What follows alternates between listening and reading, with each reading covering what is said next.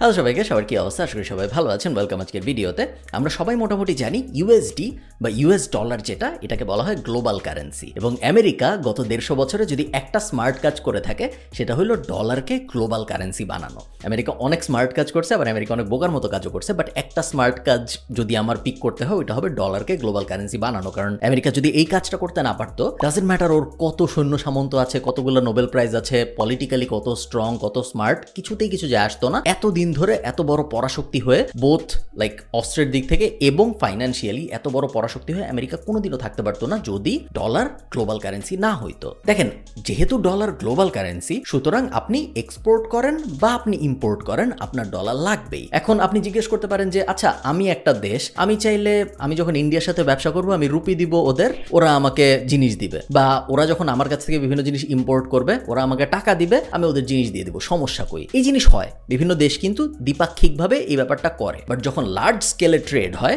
তখন বেশিরভাগ দেশ ডলার ব্যবহার করে, কারণ ডলার ওয়াইডলি অ্যাকসেপ্টেড একটা কারণ। এবং সেকেন্ড কারণ হইল, যখন আপনি ন্যাচারাল গুড ট্রেড করবেন, স্পেশালি তেল, গ্যাস, খনিজ সম্পদ, হাবিজাবি, এই যে ন্যাচারাল যে রিসোর্সগুলো, এগুলো যখন আপনি কিনবেন বা বেচবেন তখন ডলারে পেমেন্ট নেওয়া এবং ডলারে পেমেন্ট করা কিন্তু বাধ্যতামূলক। এবং মিডল ইস্টের যেসব দেশ আছে, রাশিয়া বাদ দিয়ে, রাশিয়া তো রুবেলে এখন বেচতেছে মজা করে, রাশিয়া বাদ দিয়ে মধ্যপ্রাচ্যে যে দেশগুলো আছে যারা তেল বেচার জন্য বিখ্যাত, এদের সাথে প্রত্যেকের সাথে কিন্তু আমেরিকার চুক্তি আছে যে তুমি চাইলেই দিরহামে পেমেন্ট নিতে পারবা না, তুমি চাইলেই তোমার নিজের কারেন্সিতে পেমেন্ট নিতে পারবা না, তোমার ডলারে পেমেন্ট নিতে হবে যখন তুমি তেল বেচবা, যখন তুমি গ্যাস বেচবা। সো এই কাজটা আমেরিকা খুব স্মার্টলি করার কারণে, এবং প্রত্যেকটা দেশেরই যেহেতু তেল লাগে, গ্যাস লাগে, এই কারণে ডলার কিন্তু খুব স্ট্রং একটা গ্লোবাল কারেন্সি। আচ্ছা, তো এখন কথা হইল, কোনো দেশই তো স্বয়ংসম্পূর্ণ না, তাই না?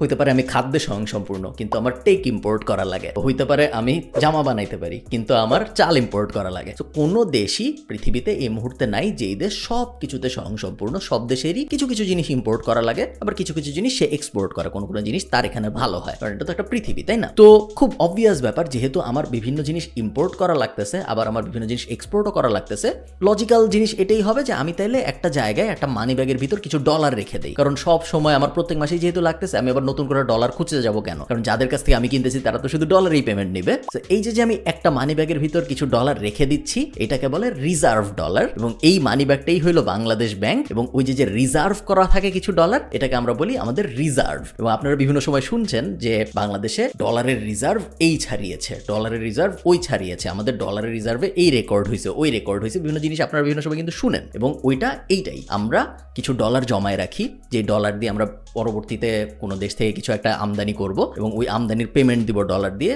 ওই যে রিজার্ভ, ওইটা যখন বাড়ে, আগের কোয়ার্টারের রেকর্ড ছাড়ায় যায়, তখন ওটা কিন্তু একটা নিউজ হয়। এখন কথা হইল, আমরা রিসেন্টলি দেখছি বাংলাদেশের যে টাকা বিডিটি, এটা $1 ছিল 87 বিডিটি বা 86 বিডিটি, এবং এটা হঠাৎ করে লাভ দিয়ে 2 দিনের মধ্যে হয়ে গেল 102 বিডিটি, 102 টাকা হয়ে গেল এক ডলারের পরিমাণ। এবং তারপরে দেখলাম 101 টাকা হয়ে গেল, 101.5 টাকা হইলো, এবং তারপর আস্তে আস্তে কমে 99 টাকা হলো। ইকোনমিস্টরা পাগল হয়ে গেল, সবাই খুব উত্তেজিত হয়ে গেল, কারণ এটা কিন্তু খুব বাজে একটা সাইন। ডলার এর এগেইনস্টে আপনার নিজের কারেন্সি যদি এত ফ্লাকচুয়েট করে, তাহলে কারেন্সির উপর থেকে মানুষের ভরসা চলে যায়, এবং কারেন্সির উপর থেকে মানুষের ভরসা যদি চলে যায়, এটা কোনো কারেন্সির জন্য কোনো ভালো সাইন না। আমরা জানি যে একসময় জিম্বাবুয়েতে কারেন্সির উপরে মানুষের ভরসা এত চলে গেছিল এবং কারেন্সির দাম এত ওঠানামা করতো যে কারেন্সি ওজনের হিসাবে হইতো, বলতো যে আমি আপনাকে 1 বস্তা জিম্বাবুয়ান ডলার দিব, তার বদলে আমাকে 2টা কলা দেন। এই অবস্থায় চলে গেছিল ইনফ্লেশন। যাও, আমরা একটু ডিপ ডাইভ করি। আচ্ছা, আপনারা কি কখনো ভাবছেন যে আমাদের ফরেন রিজার্ভ হঠাৎ করে এত বেড়ে গেছিল কেন? এটা কিন্তু খুব ইন্টারেস্টিং একটা ব্যাপার। আমি আপনাদের খুব সহজ করে বলি, জিনিসটা একদমই জটিল না বোঝা। গত 2.5 বছরে প্যান্ডেমিক হয়েছে। প্যান্ডেমিক হওয়ার কারণে কি হয়েছে? আমাদের দেশের কথা যদি আপনি চিন্তা করেন, আপনাদের মনে আছে প্যান্ডেমিকের সময় কি হয়েছিল? সবকিছু বন্ধ হয়ে গেল বাংলাদেশে, এবং পুরো বিশ্বেই মোটামুটি সবকিছু বন্ধ হয়ে গেল। সবকিছু যখন বন্ধ হয়ে গেল, তার মানে কি? তার মানে আমাদের দেশের যেসব ব্যবসা বাণিজ্য ছিল এগুলো বন্ধ হয়ে গেল। এগুলো যেহেতু বন্ধ হয়ে গেল, এগুলা কোনো কিছু আমদানি করতেছিল না আর। এখন আমার যদি বসুন্ধরা সিটি বন্ধ থাকে, তাহলে তো আমি বসুন্ধরা সিটিতে মিশন ইম্পসিবলের একটা লাইসেন্স এনে দেখাবো না, তাই না? তো টম ক্রুজকে আমি টাকা দিব না যে তোমার মিশন ইম্পসিবল বসুন্ধরা সিনেপ্লেক্সে চালাও, কারণ আমার বসুন্ধরা সিনেপ্লেক্সই বন্ধ। তো আমার মিশন ইম্পসিবলকে টাকা দিতে হইলো না, আমার কিছু ডলার বেঁচে গেল। সব কয়টা ইন্ডাস্ট্রি, বাংলাদেশের যত ইন্ডাস্ট্রি ছিল, 2-1টা বাদ দিলে সব বন্ধ ছিল। যেহেতু সব বন্ধ ছিল, এই কারণে আমাদের বিদেশে টাকা দিতে হচ্ছিল না বা ডলার দিতে হচ্ছিল না, যেই কারণে আমাদের রিজার্ভ থেকে ডলার বেরি হচ্ছিল না। কারণ কোনো কিছু আমদানি রপ্তানি করার নাই, খাবার ওষুধ এই দুইটা বাদ দিলে বাকি সবকিছু বন্ধ। আমদানি করে কি করব, কাকে বেচবো? এখন অন দ্য আদার হ্যান্ড আপনি যদি বাংলাদেশের এক্সপোর্টের কথা চিন্তা করেন, আমরা এক্সপোর্ট করি কি? আমরা এক্সপোর্ট, আমরা সবাই জানি যে আমাদের 52% 49% ডমিনেট করা হলো গার্মেন্টস শিল্প, এবং গার্মেন্টস শিল্প কিন্তু বন্ধ হয় নাই প্যান্ডেমিকে বাংলাদেশে, এবং বাংলাদেশ সরকার খুব স্মার্টলি ব্যাপারটা হ্যান্ডেল করছে যে আমরা গার্মেন্টস শিল্প বন্ধ করবো না, গার্মেন্টস খোলা থাকবে, গার্মেন্টসে মানুষ যাবে, এবং যেভাবেই হোক জিনিসটা পজিটিভলি হয়েছে। এবং আমাদের গার্মেন্টস মোটামুটি রানিং ছিল, অর্ডার আসা কমে গিয়েছে, বাট ব্যাক অর্ডার ছিল, ওগুলো আমরা ডেলিভারি দিয়েছি। সো আমাদের ডলার ইনকামিং আসছে, ডলার আসছে অনেক, কারণ বিভিন্ন দেশ থেকে গার্মেন্টসের অর্ডার আসছে, আরো বিভিন্ন টেকের জিনিসপত্রের অর্ডার আসছে, আমাদের ফ্রিল্যান্স সাইডও আস্তে আস্তে গ্রো করতেছে। সো অর্ডার আসছে, আমাদের ডলার আসছে আমাদের রিজার্ভে, বাট রিজার্ভ থেকে ডলার বের হয় নাই, বিকজ আমরা কিছু আমদানি করি নেই, বাট রপ্তানি ঠিকই করছি। এই কারণে আমাদের ডলারের রিজার্ভ আস্তে আস্তে বেড়েছে। এবং আপনারা প্যান্ডেমিকের সময় আপনাদের মনে থাকবে যে প্রত্যেক কোয়ার্টারে আমরা দেখেছি যে আগের কোয়ার্টারের সব রেকর্ড ভেঙে গিয়েছে, ডলারের রিজার্ভ এখন সর্বোচ্চ।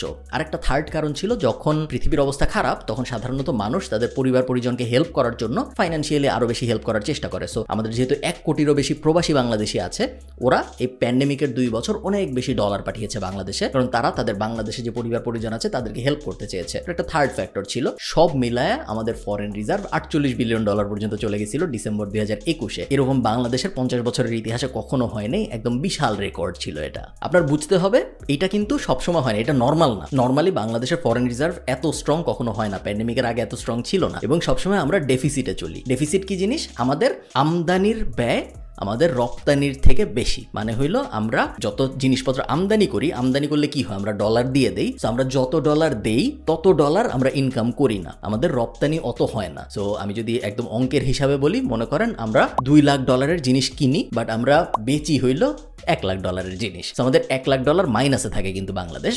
আসল অঙ্কটা হলো -$2 বিলিয়ন থাকে আমাদের প্রত্যেক বছরে। এবং যখন এই মাইনাসটা থাকে এটাকে বলে ডেফিসিট। এই মাইনাসটা কিভাবে ফিল করে? এই মাইনাসটা দুইভাবে ফিল করা হয়। এক, আমাদের যে রিজার্ভ, ওই যে $48 বিলিয়ন $47 বিলিয়ন রিজার্ভ, ওই রিজার্ভ থেকে বাংলাদেশ ব্যাংক টাকা দেয় কিছু, এই যে মাইনাসটা, ওই যে মাঝখানের যে অংশটা, ওইটাকে ভর্তুকি দিতে। এবং আরেকটা হলো সরকার বিভিন্ন সময় অন্যান্য দেশ থেকে বা বিভিন্ন ইন্টারন্যাশনাল ব্যাংক থেকে ঋণ নেয়, বলে যে দেখো আমার এই মাসে ইম্পোর্ট করতে হচ্ছে $10 বিলিয়ন, বাট আমি এক্সপোর্ট করতে পারছি মাত্র $8 বিলিয়ন, আমার $2 বিলিয়ন একটা ঘাটতি আছে, তুমি আমাকে $1 বিলিয়ন ঋণ দাও, ওটা দিয়ে আমি এই পেমেন্টটা দিব, এবং আমি তোমাকে 0.5% ইন্টারেস্টে আগামী 30 বছরে এটা শোধ করে দিব। খুবই নর্মাল ঘটনা, প্রত্যেকটা দেশই এটা করে। কোনো কোনো দেশ এটা পরে আর শোধ করতে পারে না, যেমন শ্রীলঙ্কা, এবং তারা ডিফল্টার হয়ে যায়, বা তারা ব্যাংকরাপ্ট হয়ে যায়, বা তারা নিজেদের দেউলিয়া ঘোষণা করে, এবং তারপরে ওই সব ব্যাংক এসে বিভিন্ন জিনিসপত্র নিয়ে নেয়। ওই সব যেসব ব্যাংক লোন দিয়েছিল, ওটা আলাদা আলোচনা, ওই আলোচনা আজকে আমরা যাচ্ছি না। 2022 সালে এসে যখন আমরা দেখলাম যে মহামারী নিয়ন্ত্রণে চলে আসছে, প্যান্ডেমিক আবার নর্মাল হয়ে গেছে, তখন কিন্তু আমরা আবার ওই সিনারিওতে ফেরত গেলাম। আগে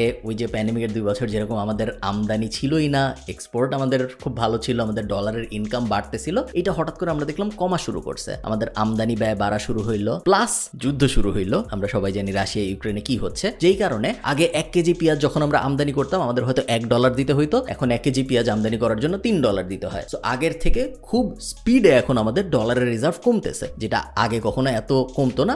কিন্তু এখন আমাদের এক্সপোর্ট অত বাড়ে নাই, এই কারণে ব্যালেন্সটা হচ্ছে না, ডেফিসিটটা বড় হচ্ছে। আগে যে -$2 বিলিয়ন ডেফিসিট ছিল, ওই ডেফিসিটটা কিন্তু এখন $3 বিলিয়ন চলে যাচ্ছে, 4-এ চলে যাচ্ছে, 5-এ চলে যাচ্ছে, যেটা খুব অ্যালার্মিং একটা ব্যাপার। এবং বিভিন্ন ছোটখাটো ফ্যাক্টরও নেগেটিভলি এফেক্ট করা শুরু করছে আমাদের। যেমন প্যান্ডেমিক শেষ হয়ে গেছে, এখন মানুষ ট্রাভেল করতে চায়। মানুষ ট্রাভেল করলে কি করে? মানুষ ডলার এন্ডোর্স করে, তারপর ডলার নিয়ে বিদেশে চলে যায়, বিদেশে যেই দেশে যায় ওই দেশে ডলার খরচ করে চলে আসে, ডলার চলে গেল। এবং এগুলো সব কিন্তু বাংলাদেশের যে ওই যে ডলারের রিজার্ভ, ওই রিজার্ভ থেকেই যাচ্ছে। বাংলাদেশ ব্যাংকের কাছেই সবসময় ডলার থাকে, অন্যান্য কারো কাছে ডলার থাকে না, এবং যাদের কাছে থাকে তারা বাংলাদেশ ব্যাংকের থেকে কিনে নিয়ে আসে। পুরা বাংলাদেশে টোটাল যে ডলারের পরিমাণ, ওইটাই আপনারা সবসময় দেখেন বাংলাদেশ ব্যাংকের ডলারের রিজার্ভ নাম্বারটা, যেটা ওটা পুরা বাংলাদেশের মধ্যে যতটুকু ডলার, ওইটা টোটাল সমষ্টি। তো আমি যদি $100 নিয়ে চলে আসি, তার মানে পরের মাসে আপনি যখন প্রথম আলোতে নিউজ দেখবেন যে ডলারের রিজার্ভের পরিমাণ এত, ওখানে $100 কম দেখাবে, কারণ আমি $100 নিয়ে আসছি। এবং ট্রাভেলের কারণে, ইম্পোর্টের কারণে, ব্যবসা সব ওপেন হওয়ার কারণে এখন আমাদের ডলারের রিজার্ভ আস্তে আস্তে কমা শুরু হইলো। আরো নেগেটিভ আপনি দেখেন ব্যাপারটা কি হয়েছে। ওই গত 2.5 বছরে প্রবাসীরা, আমাদের যে 1 কোটি প্রবাসী, তারা অনেক টাকা পাঠিয়েছে, এবং টাকা পাঠাতে পাঠাতে